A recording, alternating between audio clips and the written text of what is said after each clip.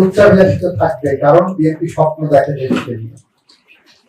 BNP স্বপ্ন দেখে বলে স্বপ্নবাদ একটা বাজেট দেওয়ার সাহস রাখে। যে বাজেট দিয়েছে সে বাজেট স্বপ্নের বাজেট। আমরা স্বপ্নের পথ ধরে এগিয়ে যাচ্ছি, সেটা উচ্চাভিলাষী হবে।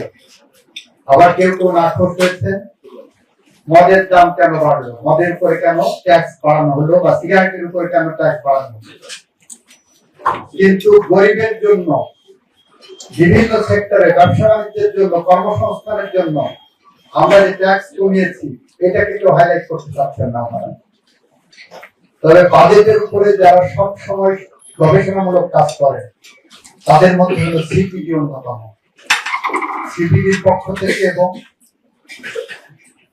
ডক্টর দেবপ্রিয় ভট্টাচার্য, উনি বাজেট প্রতিক্রিয়ায় বলেছেন এবারের বাজেট অনেক চিন্তাশীল।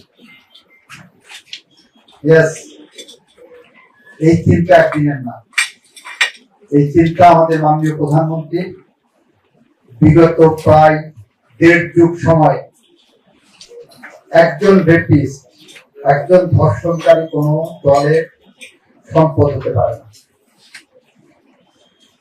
একজন মাদক কারবারি, মাদক ব্যবসায়ী কখনো কোন রাজনৈতিক দলের সম্পদ হতে পারে না।